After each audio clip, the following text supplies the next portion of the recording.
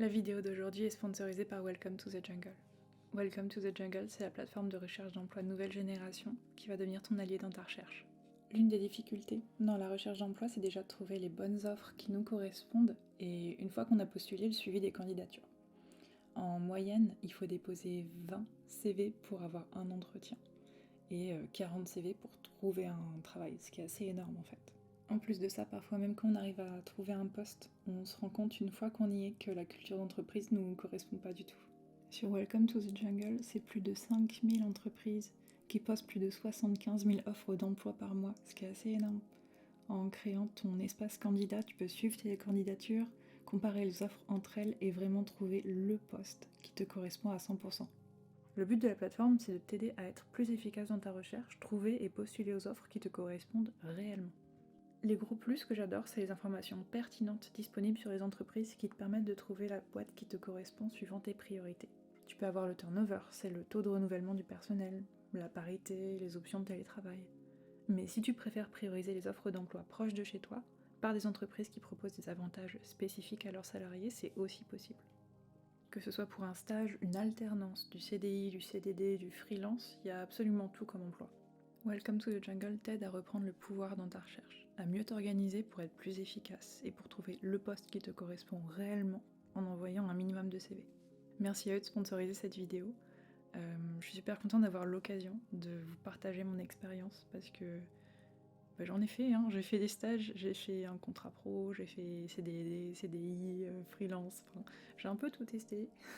J'ai essayé différentes boîtes différentes et j'ai beaucoup à dire en fait, j'ai beaucoup d'expérience à partager et je suis super contente d'avoir cette opportunité de vous parler de ce sujet aujourd'hui. Donc n'oubliez pas de cliquer sur le lien en description pour vous inscrire et vous créer un espace candidat pour organiser votre recherche. Et nous, on se voit tout de suite dans la vidéo. Bon visionnage. Coucou toi. Alors aujourd'hui, tu voulais des conseils pour ta recherche d'emploi, c'est ça? Ouais, j'imagine ça peut être vachement stressant au début. Et juste quand tu l'as pas tellement fait encore, j'ai l'impression que au début, chaque entretien, c'est une montagne d'appréhension et de stress pour des bonnes raisons. Et je suis super contente que tu aies proposé qu'on se voit pour en parler parce que, mine de rien, j'ai un peu d'expérience là-dedans. Avant d'être indépendante, j'ai fait plusieurs tafs, stages, CDI, CDD, dans des boîtes différentes. Et j'ai beaucoup appris en fait pendant et a posteriori de ces expériences-là. Et je me suis dit que en fait, quand tu m'as proposé qu'on fasse ça aujourd'hui, j'ai commencé à noter plein d'anecdotes que j'ai et que je voulais te partager. Et voilà, tout simplement, j'espère te transmettre un petit peu d'expérience, de connaissances, et j'espère que ça t'aidera, tout simplement. Maintenant, c'est ton CV, c'est ton nouveau CV, c'est ça. Est-ce que tu m'autoriserais à le regarder, peut-être à griffonner, à la noter, à voir si je peux te faire un retour déjà dessus? Ouais, pas de soucis. Je vais te prendre ça, ok. Ok, bon déjà il m'a l'air assez clair. En fait, un des... je dirais pas souci, mais une chose à savoir, c'est qu'en France, les recruteurs ils passent très peu de temps en fait sur un CV. Je crois qu'ils passent quelques minutes sur un CV, pas plus. Ce qui fait que faut qu'il soit clair, tu vois, faut qu'il passe les infos assez facilement, faut pas qu'il soit trop rédigé non plus. Et de ce que je comprends, c'est quoi, je vais me mettre en mode recruteur et je vais regarder tout ça et voir un peu qu'est-ce qu'il en ressort, tu vois. Alors là on a la recherche, le titre recherche, ça c'est très clair. Belle photo, 5 ans plus. Okay. Numéro, mail. Okay. Éducation, on a. Ok, c'est parfait. Highlight de compétences, ça c'est très très bien. Ok, langue toujours. Ok, ok. Ok, référence, ça c'est vachement bien. Tu peux mettre des références. Ok. Non, il est clair. Il est assez clair. Je vois pas du tout de soucis. Est-ce que toi déjà, t'es dans quel espace mental? T'es dans quel mindset? Est-ce que tu te sens confiant, confiante en tes capacités? Est-ce que c'est un truc qui te stresse beaucoup, le fait d'envoyer des CV, de faire des entretiens physiques? Comment t'appréhendes tout ça? Mhm.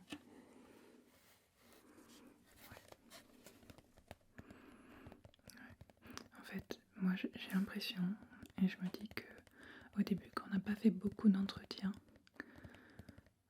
en fait la difficulté c'est que l'entretien d'embauche, ça fait un petit peu beaucoup, ça donne l'impression qu'on va être jugé, tu vois, pour ce qu'on est.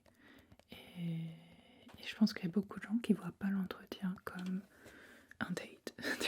Je vais dire les termes. Pour moi, l'entretien d'embauche, c'est un peu comme un premier date, tu vois. Dans le sens où les deux personnes vont voir si l'autre personne est un bon match. Ok. Et je trouve que pour plein de raisons, le candidat il se voit rarement avec cette force, avec ce pouvoir aussi, parce qu'on a besoin d'un taf, tu vois, parce qu'on veut trouver un taf le plus vite possible, parce qu'il y a une pression financière à trouver le taf aussi. Donc on a du mal à se voir décideur dans l'histoire. On se voit beaucoup à la voix passive, comme si on attendait qu'une boîte nous accepte dans ses rangs. Alors qu'au final, c'est aussi à nous, je pense beaucoup de reprendre ce pouvoir et de se dire ok, mais est-ce que j'ai envie de travailler avec cette équipe? Tu vois, souvent l'entretien c'est avec soit le RH, quelqu'un des RH, ou alors quelqu'un directement de l'équipe que tu pourrais rejoindre. Et moi je me rends compte que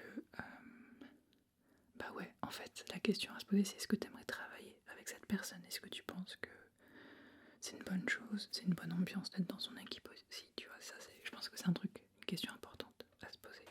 En fait, ce que je suis en train de te dire, ça me rappelle mon pire entretien d'embauche. En fait, pour cet entretien, j'avais en face de moi 2 hommes qui étaient un peu plus âgés que moi, mais pas beaucoup, genre peut-être 5 ans, tu vois. Et ils m'avaient donné un cas pratique, genre, tu vois, pour voir un peu mes compétences et ma façon de raisonner et tout. Donc là, pas de souci. Mais je t'avoue que, en gros, ils avaient un comportement super chelou. Genre, en fait, ils étaient un peu en train de la jouer good cop, bad cop, tu vois. Il y en avait un qui était assez gentil et tout, et l'autre, par contre, il envoyait un peu des pics, tu vois. Tu sentais qu'il voulait me déstabiliser constamment. Et en fait, ce qu'il a réussi à faire, c'est me mettre super mal à l'aise. Et en fait, j'ai un peu perdu mes moyens pendant l'entretien.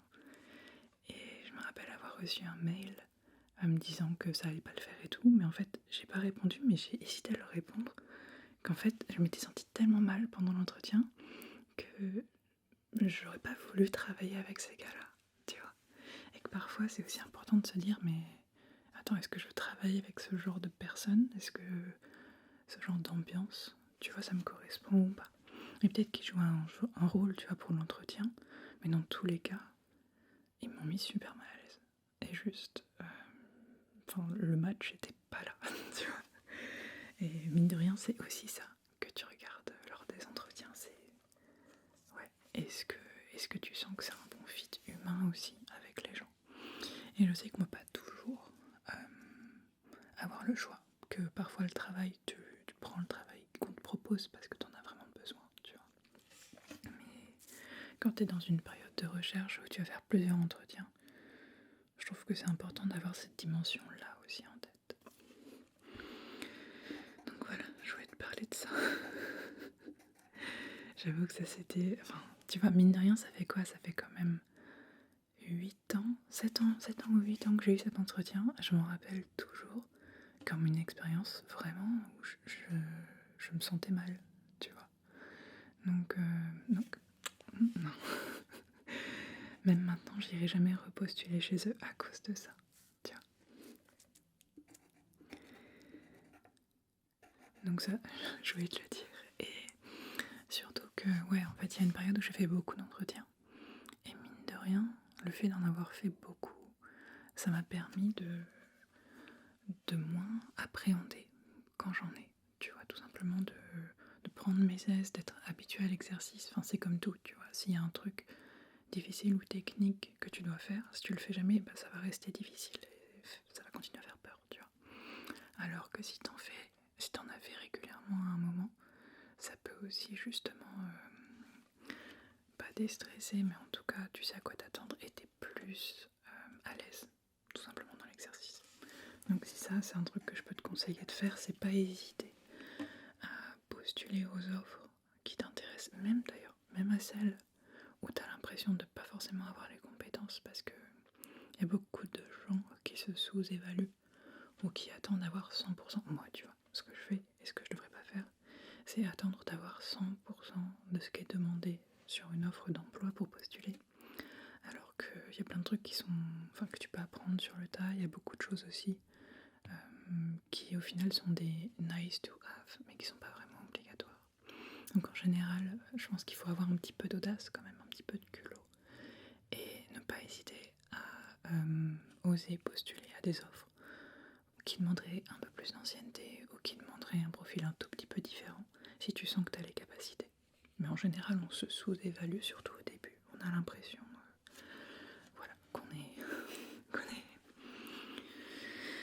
qu'on vaut pas forcément, ou qu'on a peur de trop demander, mais je pense qu'il faut avoir cette dose d'audace en général dans le monde du travail, tu vois. Un autre truc que je me suis rendu compte aussi, c'est que dans mes premiers tafs, j'étais très encore dans un mindset d'étudiant, tu vois. En fait, je me suis rendu compte que quand t'es étudiant, t'es très cadré, t'es très dirigé, tu vois, et on te dit toujours quoi faire. On va te dire, lis ce livre pour telle évaluation, ou fais ce projet, ou cherche un stage pour tel truc. Enfin, t'es guidé et on te dit quoi faire. Et dans l'entreprise, en fait, souvent, on va vraiment remercier et apprécier la proactivité. Tu vois, on va apprécier le fait que justement, ton manager, il n'est pas à te dire constamment quoi faire. Et au contraire, c'est assez apprécié. J'ai l'impression d'oser proposer des choses, tu vois, d'oser être proactif. Donc voilà, ça je voulais te le souligner aussi.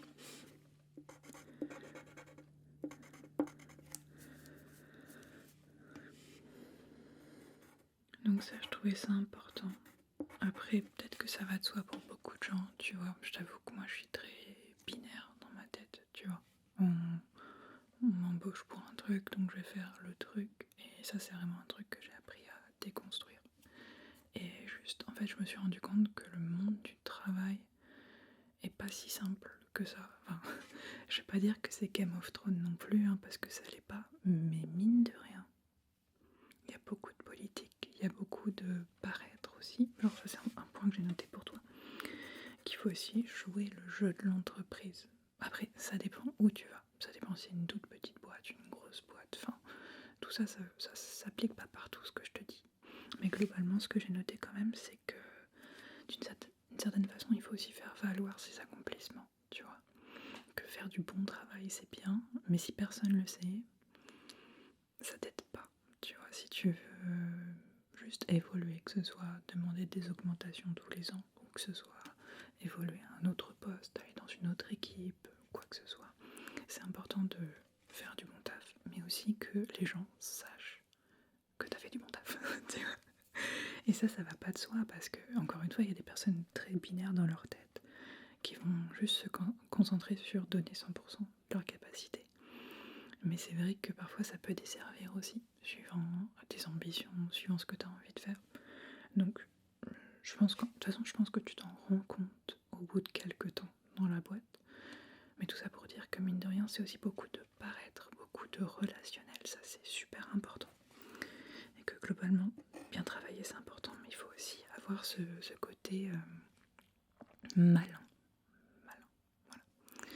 Moi je me rappelle que quand je travaillais sur certains projets avec d'autres personnes, d'autres équipes, ce que je faisais régulièrement, c'est que à la fin d'un gros projet, j'envoyais un mail au manager en disant telle personne a été sans sas, tu vois, telle personne a vraiment fait un super taf et tout, et autant ça me servait pas à moi directement, autant je trouvais ça très fair, tu vois, de faire ce genre de retour pour les autres, parce que ça marche aussi comme ça les boîtes, mine de rien. Donc ouais, c'est ça que je voulais te dire. En plus de ça, c'est vrai que je trouve que souvent dans les boîtes, t'as des entretiens, des points tous les ans pour discuter avec ton ou ta manager de comment ça a été l'année, comment t'as travaillé par rapport aux attentes, où est-ce que tu te situais. Et je pense que la grosse difficulté par rapport à ce genre de choses, c'est que souvent on va toujours t'en demander un peu plus. Et moi, encore une fois, j'ai tendance à vouloir donner mon 100%.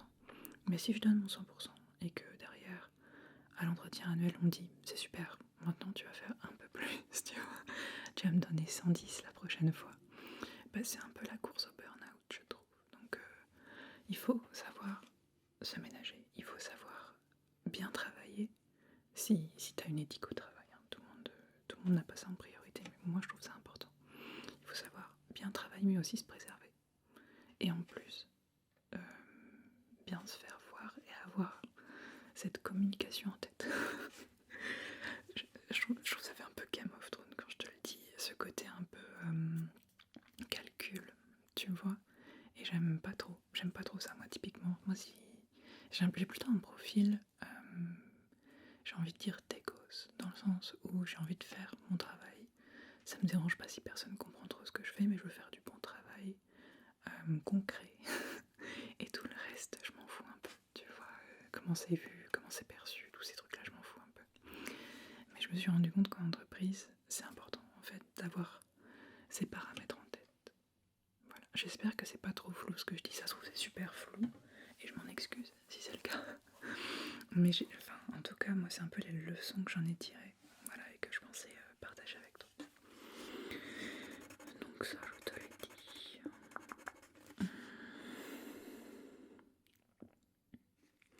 Qu'est-ce qu'il y avait d'autre?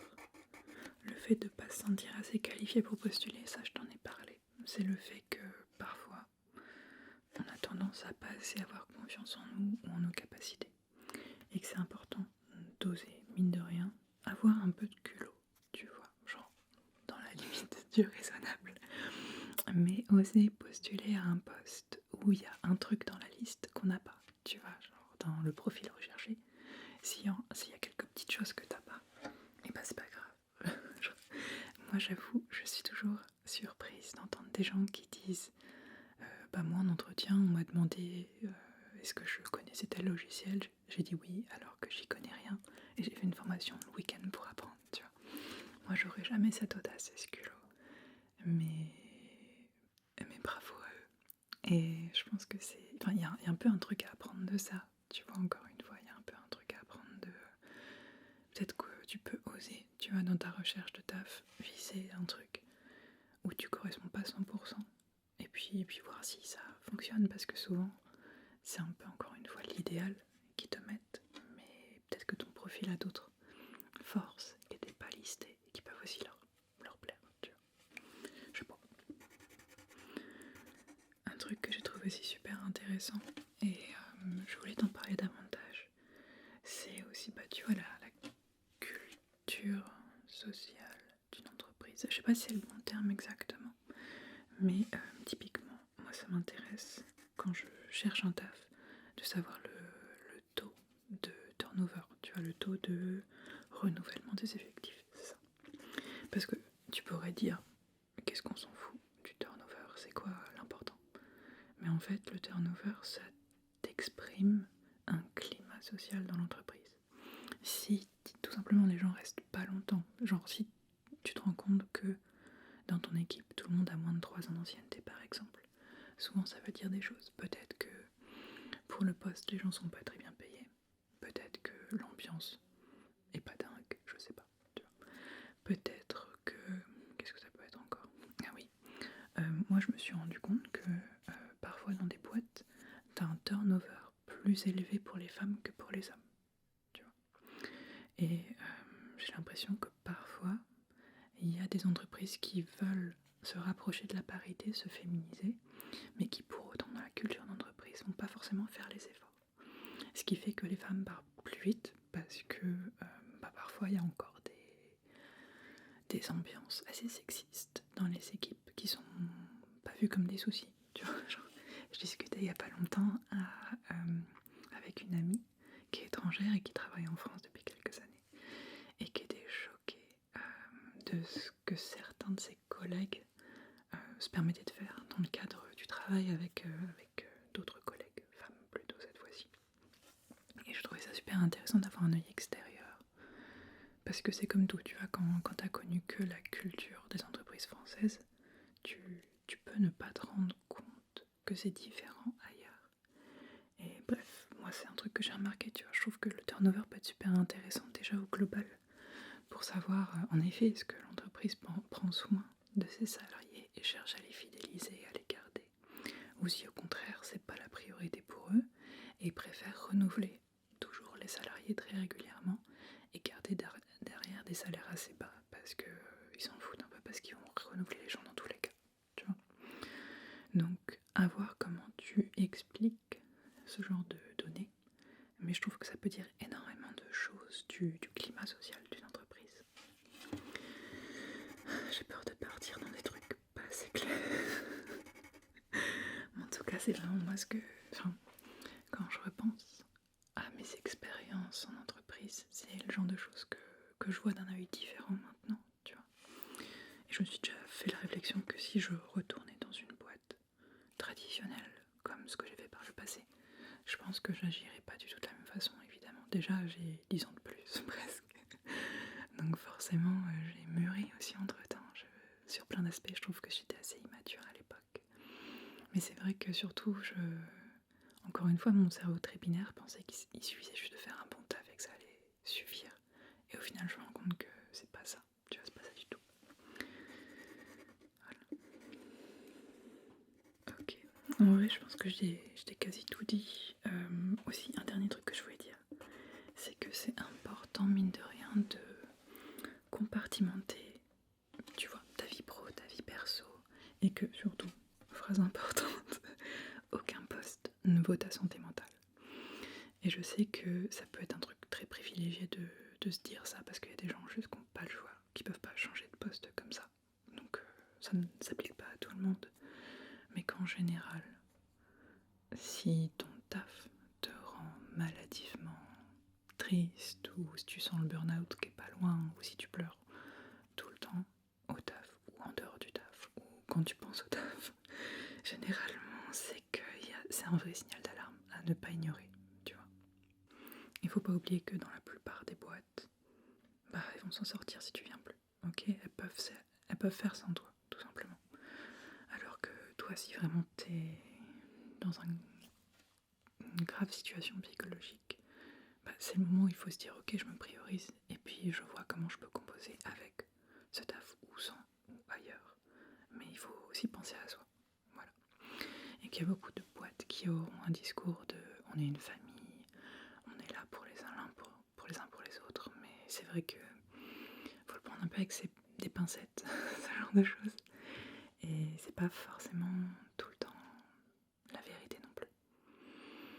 Donc c'est là où je trouve que c'est assez difficile, parce que le milieu de l'entreprise, je trouve que pour s'en sortir, ça demande beaucoup de maturité, tu vois. Il faut pas non plus être tout le temps sur la défensive, mais il faut quand même comprendre que tout ce qu'on va te dire dans ces contextes-là, c'est pas forcément vrai, tu vois, comme ce truc de famille parfois. Parfois c'est un petit peu plus complexe que ça. Et j'ai l'impression que ça prend vraiment une belle force mentale pour composer avec tous ces aspects, tu vois, du travail et de la vie perso. Enfin, je trouve vraiment que c'est une équation difficile à équilibrer. Voilà. Et que au global, je trouve que pour la recherche d'emploi, je le vois vraiment comme la même dynamique quand tu es en recherche d'appart, tu vois. Ce truc de faut sauter sur les offres le plus vite possible. En fait, faut être un peu à 200% là-dessus. Et vraiment prioriser ça dans tes semaines et dans tes journées. Parce que c'est difficile et ça te demande de la dévotion, mine de rien, pour y arriver, j'ai l'impression. En tout cas, pour y arriver vite et bien, je pense. Donc, j'espère que je te déprime pas avec tout ça. J'ai l'impression de peindre un tableau un peu sombre de la vie en entreprise. Et peut-être que c'est juste moi. Tu vois, je pense qu'à la base, je peux avoir un côté assez naïf. Et que j'apprends des choses comme ça qui pour moi n'étaient pas évidentes. Parce que juste, voilà, je pense que j'ai évolué en dehors des entreprises classiques très longtemps. Et quand je suis arrivée dedans, je suis arrivée de façon très naïve, en me disant que j'allais juste travailler et que ça allait bien se passer. Mais c'est un peu plus complexe que ça. Ça c'est dit.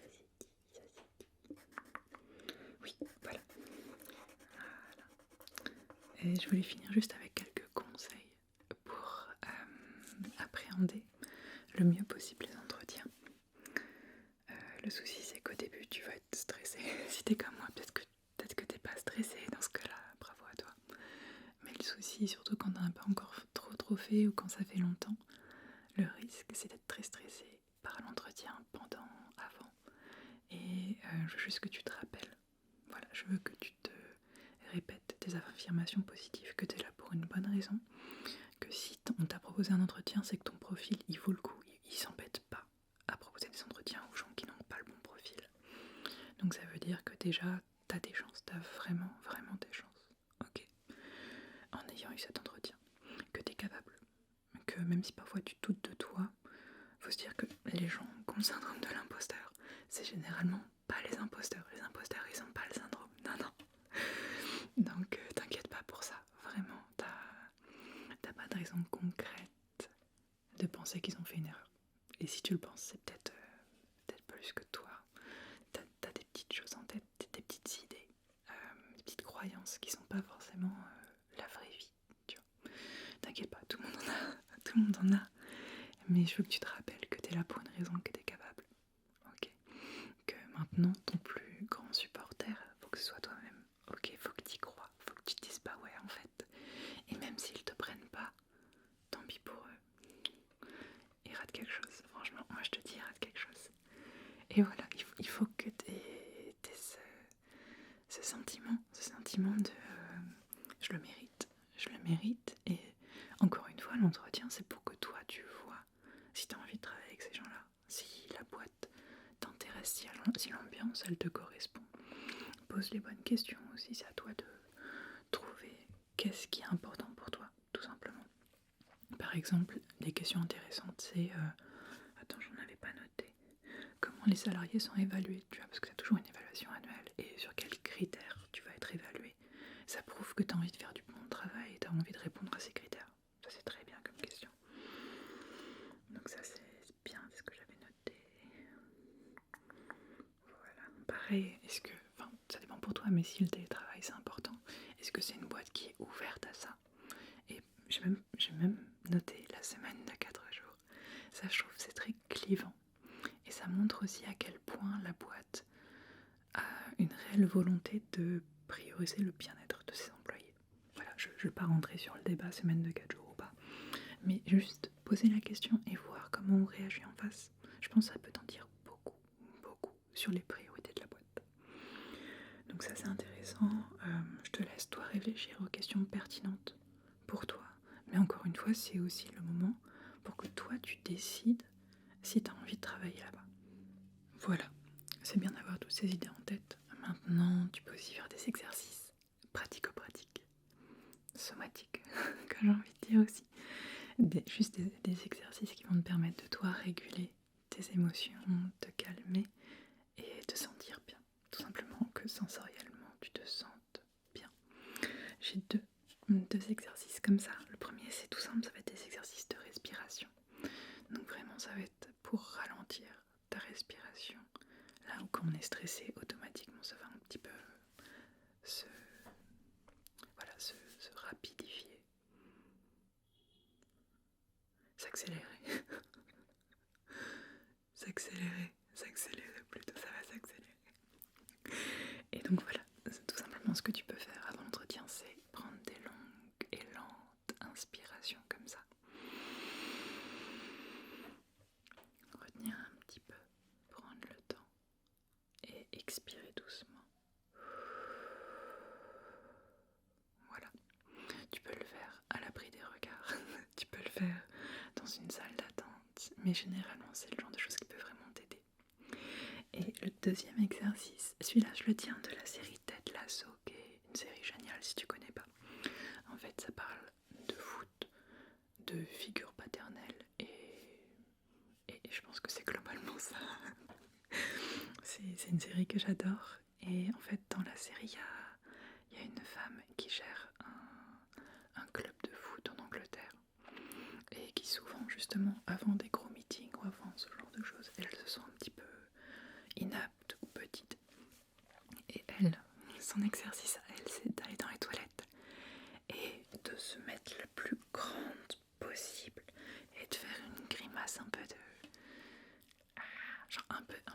terrifiante dans le miroir. Donc ça peut être un exercice super bien. Dans les toilettes, tu t'isoles un petit peu et puis là tu te mets en mode, je sais pas comment dire, en mode je prends l'espace, j'occupe l'espace au maximum et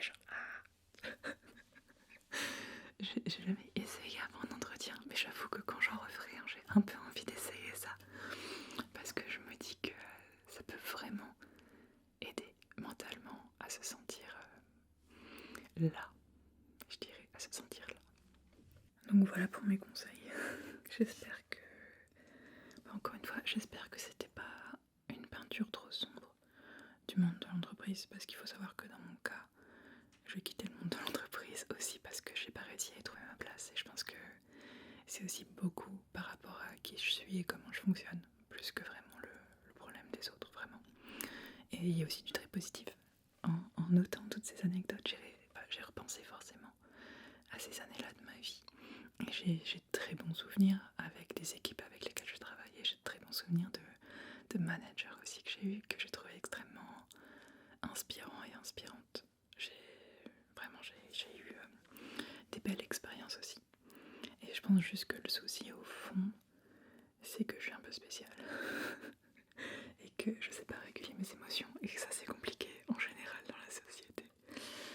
Mais voilà, j'apprends petit à petit. Et encore une fois, juste en réfléchissant à toutes ces années, je me suis dit waouh, en revenant dans une entreprise maintenant, je ferai pas du tout les mêmes choses. Tu vois, je me rends compte de choses que j'avais pas compris à l'époque et tout ça. Donc voilà, si moi je peux t'éviter quelques égarements par mes conseils, c'est parfait, ça fait plaisir.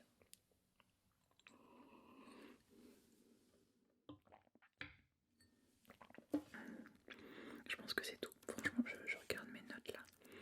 Voilà. J'espère que ça t'a intéressé. J'espère que tu te sens en capacité. J'espère que tu te sens en capacité.